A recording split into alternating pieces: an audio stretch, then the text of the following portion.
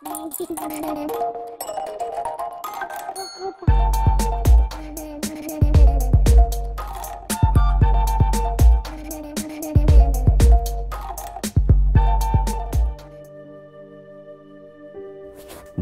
শ্রেষ্ঠ গল্প চৌধুরী। 1। পুরা নাম কংসারী চৌধুরী, লোকে সংক্ষেপে বলে চৌধুরী।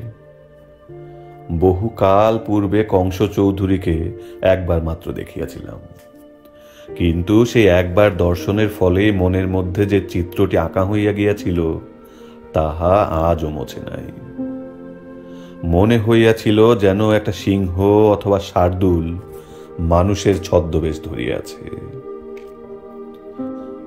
ঘন কৃষ্ণ শ্মশ্রু গুফাচ্ছন্ন প্রকাণ্ড মুখখানা, আরক্ত চক্ষু দুইটি জাজ্জল্যমান, ভ্রুযুগল মধ্যে রক্ত সিন্দুর বিন্দু, এক মাথা কোঁকড়ানো বাবরি চুল, মাঝখানে সিঁথা, শক্তিব্যঞ্জক মাংসল ওষ্ঠাধারে স্পর্ধা ক্রূর নীরব হাস্য। হাসিলে অথবা কথা কহিলে উগ্র সাদা সাদন্তগুলি চকচক করিয়া ওঠে, নাসিকা কম্পিত হইতে থাকে, ললাট ভ্রুকুটি কুটিল। 2। একবার মাত্র দেখিয়াছি বটে, কিন্তু তাহার কথা শুনিয়াছি অনেক। বস্তুত এই স্বল্পভাষী দুর্ধর্ষ লোকটির সম্বন্ধে নানা কাহিনী না শুনিয়াছে এমন লোক এ অঞ্চলে বিরল। সমস্ত কাহিনীরই মূল কথা এক, চৌধুরীকে কেহ কখনো কোনো বিষয়ে হটাইতে পারে নাই। চৌধুরী গরিবের ঘরে জন্মিয়াছিলেন, কিন্তু এখন তিনি প্রবল প্রতাপশালী জমিদার। মহামহিম মহিমার্ণব স্ত্রীল শ্রীযুক্ত কংসারী চৌধুরী শিরোনামা সম্বলিত বহু আবেদন নিত্য তাহার দরবারে পৌঁছিতেছে। দুর্দান্ত কর্মী, সে বিষয়ে সন্দেহ নাই, কিন্তু তাহার সম্বন্ধে সর্বপ্রধান কথা এই যে তিনি অপরাজেয়, কখনো কাহারও কাছে হার মানেন নাই। জাল, জুয়াচুরি, ঘুষ, খোসামদ, বাহুবল, অর্থবল, বুদ্ধিবল, কার্যসিদ্ধির জন্য যখন যেটার প্রয়োজন কাজে লাগাইয়াছেন। কিছুতেই চৌধুরী পশ্চাৎপদ হইবার পাত্র নহেন।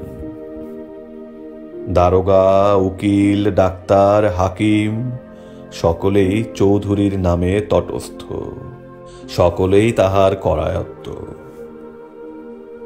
চৌধুরী মাঝে মাঝে ব্যঙ্গ তীক্ষ্ণ হাস্য করিয়া বলিতেন, জুতা মারব আর কাজ আদায় করে নেব, চামড়ার জুতোয় না কুলোয় চাঁদির জুতা লাগালেই ঠিক হয়ে যাবে সব।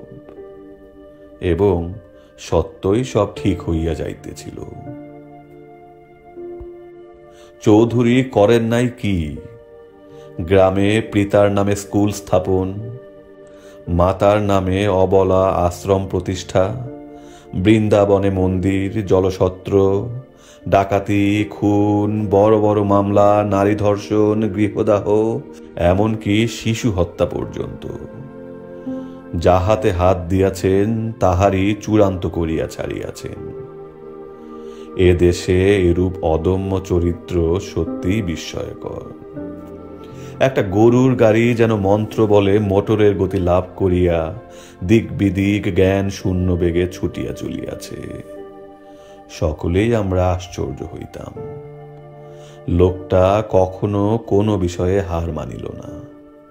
হাতির মুখে লাগাম লাগানো যায় না বলিয়া চৌধুরী হাতিতেই চড়িতেন না।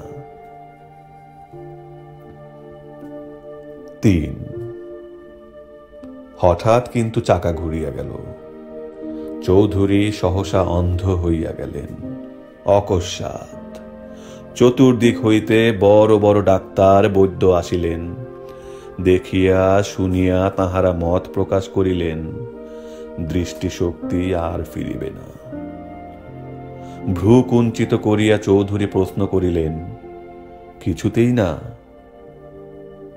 না, লক্ষ লক্ষ টাকা খরচ করলেও না? না। একটা প্রেসক্রিপশন লিখিয়া তাহারা চলিয়া গেলেন।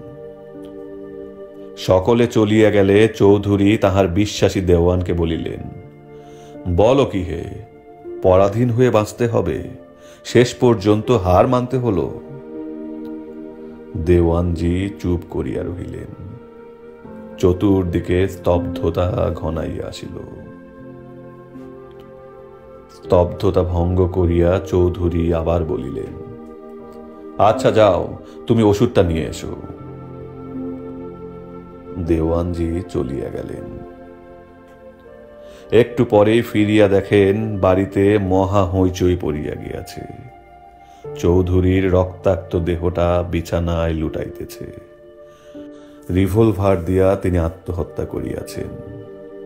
গুলি করিয়াছেন চোখেই।